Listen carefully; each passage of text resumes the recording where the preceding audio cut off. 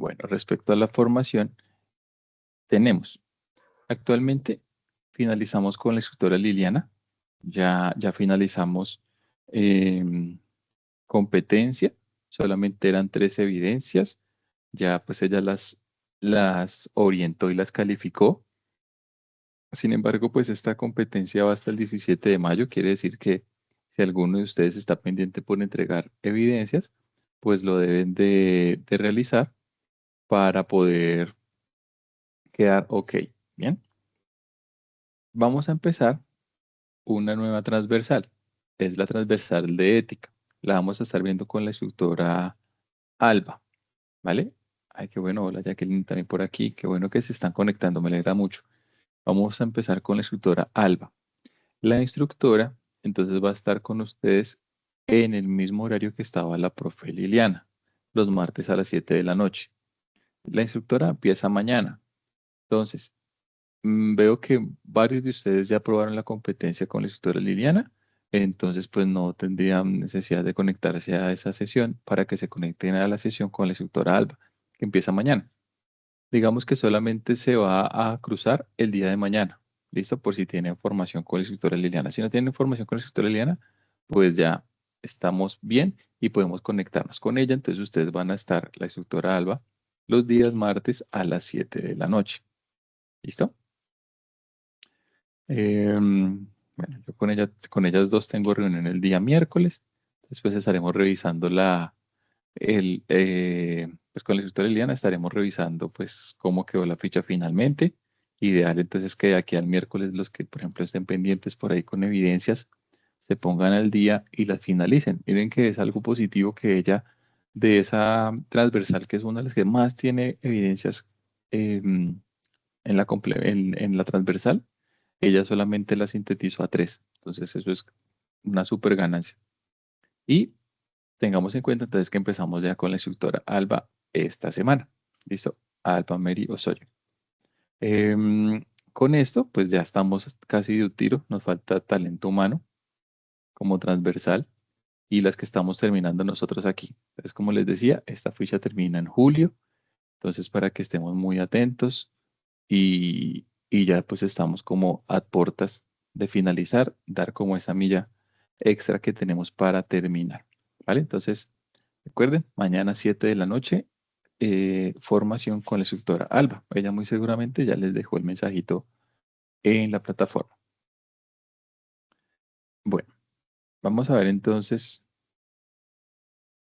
qué tenemos para el día de hoy. Tenemos mapa de riesgos. A ver, balance scorecard. Ya lo vimos. Mapa de riesgos. Espérenme yo acá que me confundo. Ah, listo. Ya tenemos el mapa de riesgos y ya lo vimos la semana pasada. Pero yo le quito esto y vamos acá, mural informativo.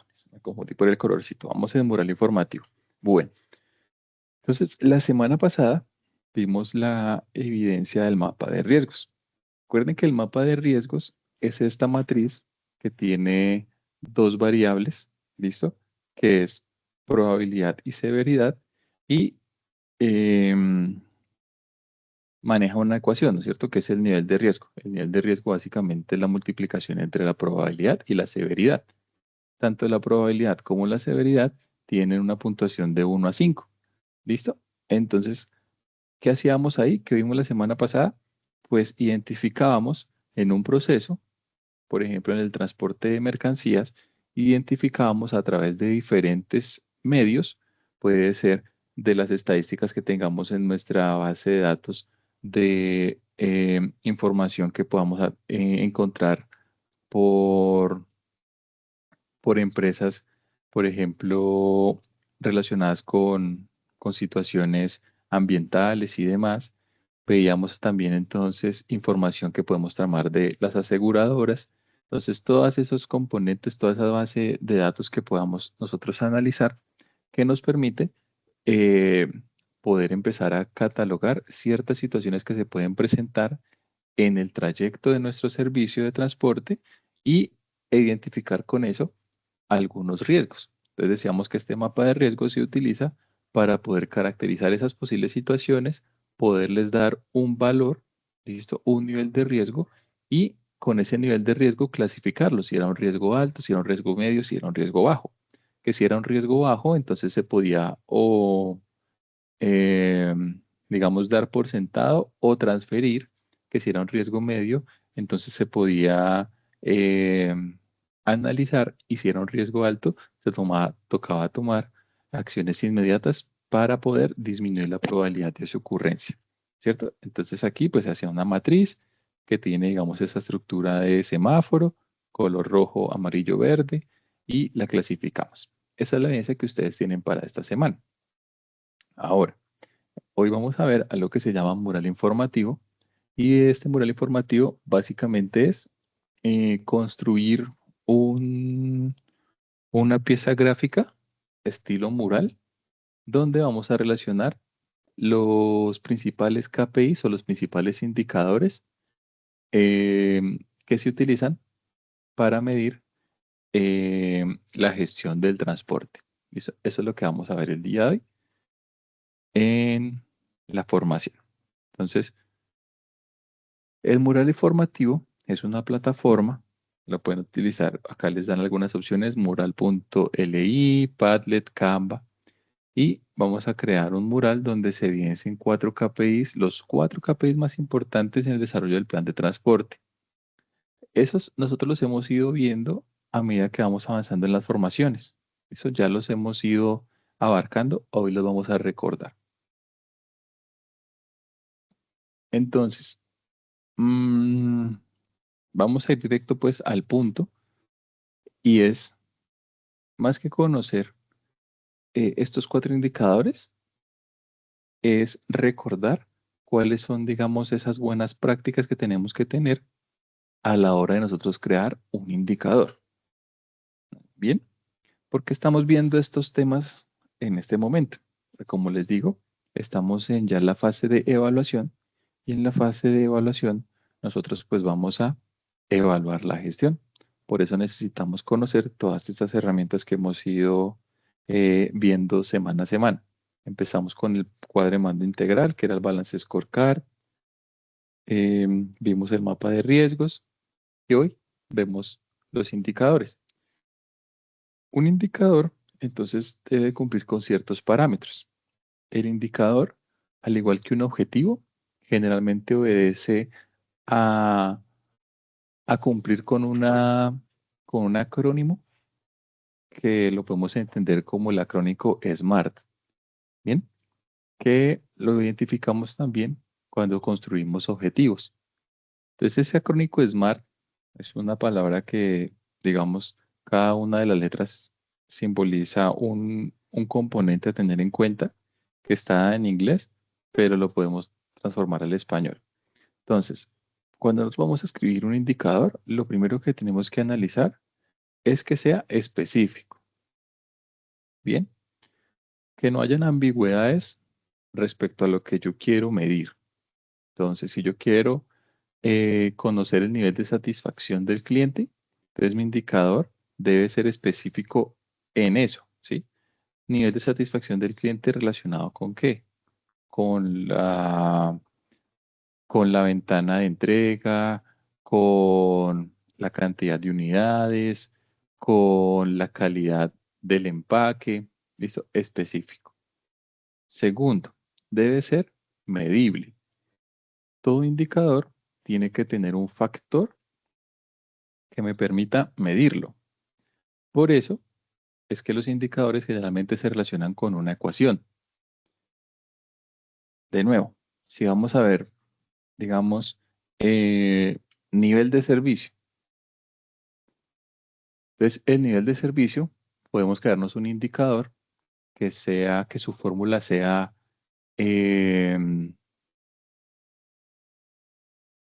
total clientes satisfechos sobre total clientes, por ejemplo. Entonces, clientes satisfechos los catalogamos como aquellos que calificaron por encima de 8 el servicio. Entonces, eso me hace que sea medible, que yo pueda tener una información y medirla. Tercero, un indicador tiene que tener una meta. ¿Por qué? Porque cuando yo construyo un indicador, lo construyo para poder evaluar cómo está funcionando mi proceso. Entonces tengo que tener una meta a la que quiero llegar. Por ejemplo, el nivel de servicio, el nivel de satisfacción del cliente, la meta puede ser del 95%. ¿Qué quiere decir eso? Que si yo tengo 100 clientes, 95 de esos 100 clientes tendrían que haber dicho que se sintieron a gusto con la entrega, ¿sí? O sea, que tuvieron que haber punteado mi servicio más de 8 puntos sobre 10, ¿vale? Cuarto, tiene que tener una temporalidad. Es decir, yo tengo que definir cuál es el rango de tiempo en el que yo voy a medir eso. Yo no puedo decir, voy a medir el nivel de satisfacción del cliente y ya, sino que yo decir, voy a medir el nivel de satisfacción del cliente cada semana, cada mes, cada semestre. Entonces aquí siempre sale, dependiendo del tipo de operación que se está evaluando, la temporalidad. Hay algunas que se miden a diario, hay algunas que se miden semanalmente, hay algunas que se miden mensualmente, otras se miden semestralmente. ¿De qué depende de eso? De, primero, la cantidad de datos que tenga. Segundo, el impacto que tenga esa métrica en, en mi proceso o en mis objetivos. Esos son los componentes que debe componer un indicador. Aparte de esos componentes, entonces debo de tener dos aspectos de más. Primero, velar porque la fuente de información que me va a permitir a mí evaluar ese indicador sea confiable. Es decir, si yo estoy midiendo el nivel de satisfacción, entonces debo de velar porque esa información que el cliente está calificando de, de cómo se sintió con el servicio tiene que ser fiable, ¿sí? No, por ejemplo, no es una que el transportista, él llenó la información y la envió. No, de pronto debe ser una que venga enviada por el correo del cliente o firmada por el cliente, alguna acción, o sea, que me permita confiar en ese dato. Y tercero, y último, perdón, pues todo indicador, como es una forma de medir un proceso, tiene que tener un responsable. ¿Listo? Que es básicamente la persona que va a estar em, desarrollando las acciones que se encaminan para lograr ese indicador. Entonces, un indicador generalmente hace parte de algo más grande. Por ejemplo, de una matriz de mejora continua. Entonces, ese indicador de nivel de servicio puede surgir de haber identificado un riesgo, por ejemplo, y es que que los clientes nos cambien por la competencia. Entonces, cuando se genera ese riesgo, yo establezco un plan de acción y dentro de ese plan de acción es capacitar a a los operarios para que sean más eficientes en su proceso de gestión de los pedidos y capacitar a los transportistas para que sean más eficientes en su proceso de transporte. Entonces, yo haciendo esas acciones, ¿qué quiero lograr? Quiero lograr un nivel de satisfacción del 95%.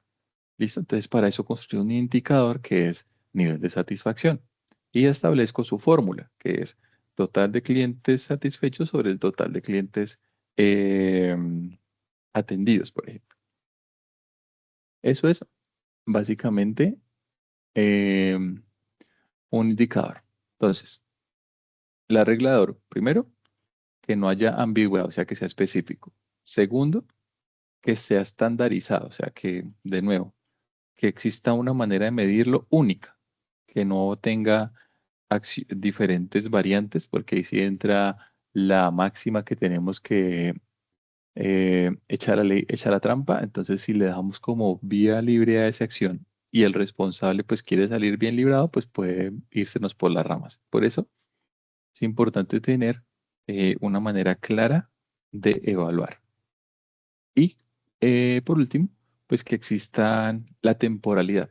Listo, que yo sepa cada cuánto voy a medir eh, ese indicador. Bueno, ¿de dónde salen los datos? Específicamente, para el proceso, digamos, que estamos viendo nosotros ahorita de la gestión del transporte, podemos hacerlo a través de la información que nos genera eh, el monitoreo, por ejemplo, el GPS o el TMS. Recuerden que ese TMS es un software de administración del transporte, ¿listo? La geolocalización, todos esos. Entonces, todos esos registros que yo pueda tener de,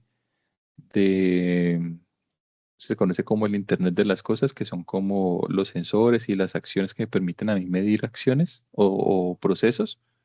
Entonces, todos esos datos me permiten a mí generar indicadores. Otro, pues en el área de despacho o en un SEDI. Entonces, aquí yo puedo evaluar las listas de chequeo, puedo evaluar las actas de recibo, los reportes de inventarios, porque de ahí yo puedo construir indicadores o de los planes operativos. Entonces, todos esos elementos son los que me generan a mí una fuente de datos. Con esa fuente de datos, pues yo tengo que construir indicadores. Entonces, indicadores de servicio, indicadores de cumplimiento, indicadores de costos. ¿Cuáles son los principales indicadores? Y nosotros pues los hemos ido viendo a medida que vamos avanzando. El principal es el que se llama el OTIF. ¿Listo? Se llama OTIF porque pues está en inglés. ¿Qué significa On Time in Full? Básicamente nos dice que ese indicador pues está encaminado en medir la eficiencia del servicio y nos habla que cuando yo entrego una mercancía, pues esa mercancía evalúa que llegue a tiempo y que llegue lo que se pidió, es decir, en las cantidades establecidas. Otro indicador es el lead time. El lead time entonces se establece o se entiende como la ventana de entrega o el tiempo máximo de entrega de la mercancía. Pues, por ejemplo, cuando hacemos pedidos por Mercado Libre y nosotros vemos que dice se entrega en 2 días. Entonces ese es el lead time, el tiempo máximo que tarda entre entregar la mercancía desde que se hace el proceso de compra hasta la entrega. Otro indicador muy importante que se utiliza mucho para construir las, las ofertas de servicio o para construir las cotizaciones de un servicio es el costo por unidad. Generalmente se comprende o se lee a través de cuánto me cuesta transportar 1 tonelada por kilómetro recorrido. Y por último, las tasas de incidencias, que está relacionado pues con el tema de calidad. Entonces, vamos a ir viendo cada uno de ellos. El OTIF, entonces básicamente, como les decía, es un indicador que mide la eficiencia del servicio. Este mide dos aspectos: que se entregue la mercancía a tiempo y que se entregue en muy buenas condiciones. ¿Cómo es la fórmula? Mire que hay una fórmula que es las entregas catalogadas como OTIF, es decir, como entrega exitosa sobre el total de las entregas. Y dependiendo de las empresas, mire que acá volvemos a ver este esquema que veamos en el cuadro de mapa de riesgos, pues los indicadores siempre se establecen a través de un semáforo. Bien, y se miden las metas. Entonces, por ejemplo, mayor o igual al 95% está en color verde, o sea, estamos bien. Entre el 90 y el 94% estamos en color amarillo, o sea, no es traumático, pero podemos eh, generar acciones para mejorar. Y si tenemos un valor menor al 90%, entonces ya hay aspectos, hay una alerta, ya hay un color en rojo, ya hay una alerta que tenemos que entrar a analizar para mejorar. Ese es el primer indicador, OTIF. Básicamente mide el nivel de servicio que entreguemos a tiempo y que entreguemos eh, en las perfectas condiciones. El segundo es el lead time. Entonces, el lead time tiene que ver con esa ventana de entrega que se plantea. Entonces, aquí, pues la empresa tiene que tener muy bien definido y muy bien, debe conocer muy bien sus procesos para poder establecer los tiempos de entrega. De nuevo, como el caso de Mercado Libre. Cuando uno va a comprar, entonces le dice, por ejemplo, eh, sale un aviso que si usted compra antes de las 12 del día, entonces su pedido llega al día siguiente, ¿vale? ¿Eso qué quiere decir? Ese es el lead time. Ellos dan un lead time de 24 horas. Si uno compra en Amazon, entonces generalmente el lead time de Amazon es de 8 días, dependiendo del producto. Entonces, aquí pues básicamente se tiene en cuenta todo el proceso. O sea, esas 24 horas van a contemplar todo el proceso, la preparación de la mercancía, el cargue de la mercancía, el descargue de la mercancía y, bueno, digamos que la entrega de la mercancía, ¿vale? ¿Cuál es su fórmula? Entonces, su fórmula está establecida por la fecha que se entregó menos la fecha que se hizo la orden por 24. Generalmente esta está establecida por horas. Bien, 24, 48, 72 horas. ¿Vale? Entonces, esta nos dice básicamente cuánto fue el tiempo que se tardó en entregar la mercancía. De nuevo, dependiendo de la empresa, pues establece sus metas. Una meta puede ser que la entrega se haga en menos de 3 días o menos de 72 horas. Si yo entregué mi mercancía en menos de 72 horas, entonces estoy bien y estoy cumpliendo con mi propuesta de valor. Si la entregué entre 72 y 80 horas, no es traumático, ¿listo? Pero hay algún factor que tengo que por ahí analizar. Y si me demoré más de 80 horas, entonces aquí ya entramos a revisar. El tercero, entonces, es el costo. Costo de transportar una unidad.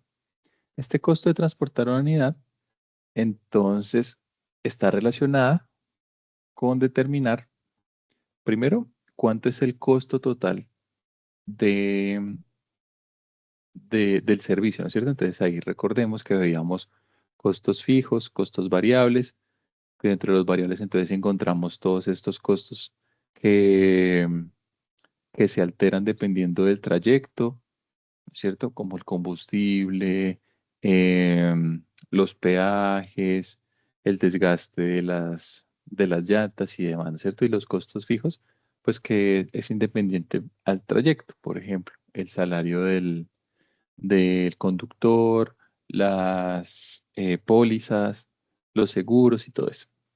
Entonces, cuando yo voy a establecer un servicio o un costo y voy a generar una oferta de servicio o una propuesta, una cotización, pues contemplo cuánto me cuesta mover esa mercancía desde el trayecto A al trayecto B y lo que hago es que tomo ese costo y lo divido sobre las toneladas que voy a transportar y lo multiplico por los kilómetros que toma eh, ese trayecto. Eso me da el costo eh, por tonelada eh, manejada por kilómetro recorrido. Aquí, pues ya digamos que va a depender de cuánto se establezca el costo en el mercado. Generalmente se establece con eso. ¿Cuánto están cobrando mi competencia o el mercado en general por tonelada movida por kilómetro? ¿Listo? Y pues yo busco con eso ajustar mis costos. Entonces, si mi costo está más o menos al 5% más de lo que el mercado está dictando, pues estamos bien. Podemos eh, hacer ciertos ajustes para llegar a esa meta. Pero si de pronto estoy por encima de ese 5%, estoy cobrando un 6%, 7% más de lo que está en el mercado. Entonces, pues allá es una alerta y tenemos que revisar. Y por último, están las incidencias. Entonces, las incidencias tienen que ver ya más con la parte em, documental, situaciones que se presenten.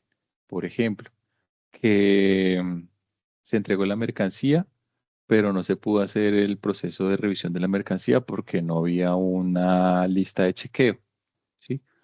O que se despachó la mercancía y no se efectuó el proceso de validación de la mercancía en el cargue. Entonces, esta tasa de incidencia va muy relacionada con otro indicador, que era el que veíamos inicialmente, que es el OTIF. De aquí podría impactar a ese indicador. ¿Qué otras incidencias podemos encontrar? Por ejemplo, que la mercancía llegó en mal estado, que la caja llegó en mal estado. Eso es una novedad. Se cataloga como incidencia. ¿Cuál es la fórmula? Pues básicamente tomar los pedidos que se catalogaron como con novedad, por ejemplo, que la caja llegó mal, o que faltó un documento, o que no se entregó a tiempo, ¿sí? Todas esas son incidencias sobre el total de pedidos despachados. Y pues ya dependiendo de la empresa, se establecen unos porcentajes.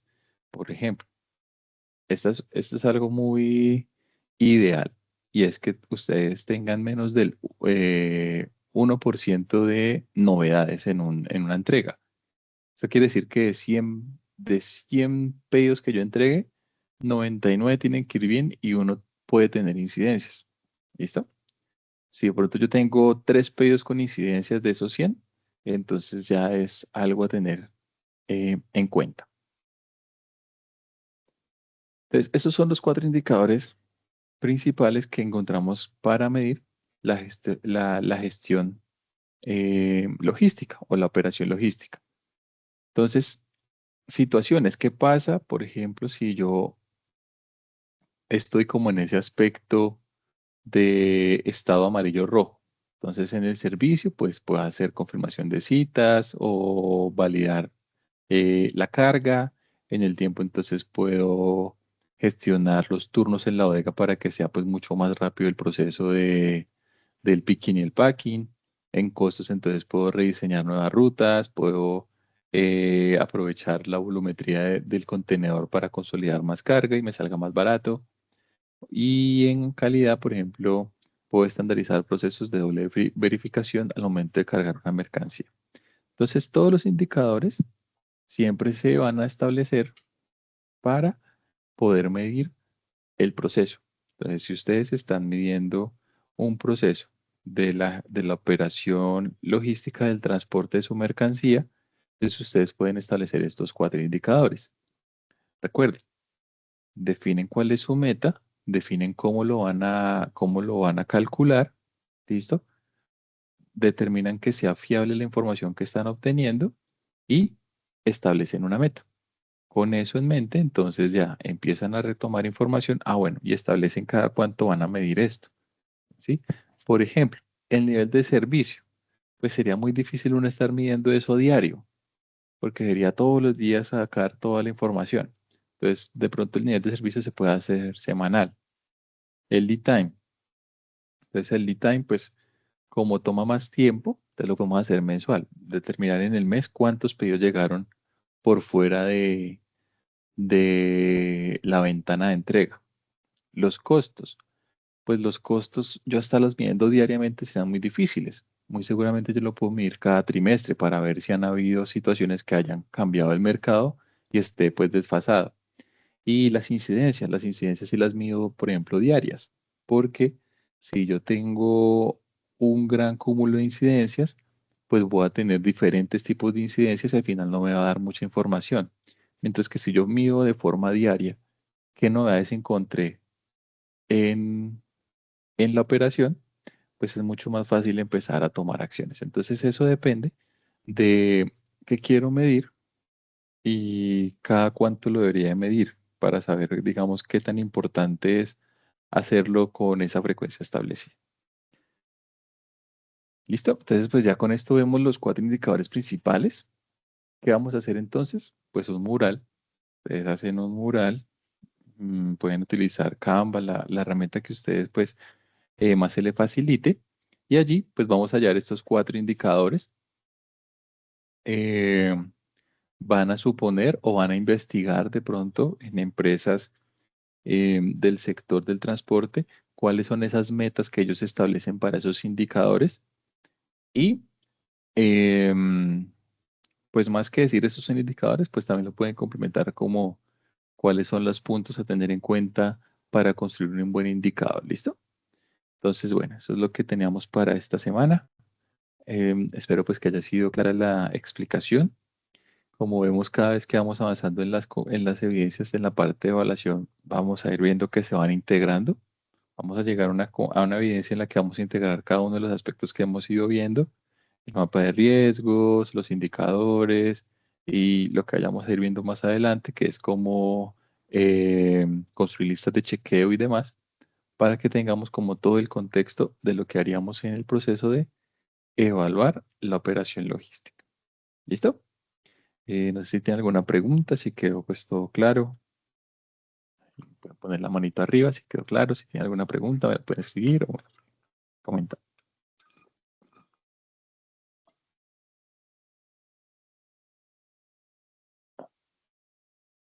Listo. Mientras les voy a ir pasando por aquí las diapositivas. Por mi parte, instructor, todo claro. Muchas gracias. Voy a pasar por aquí la diapositiva y voy a atender la grabación para pasarles el video. Listo, entonces pues no siendo más por hoy, como siempre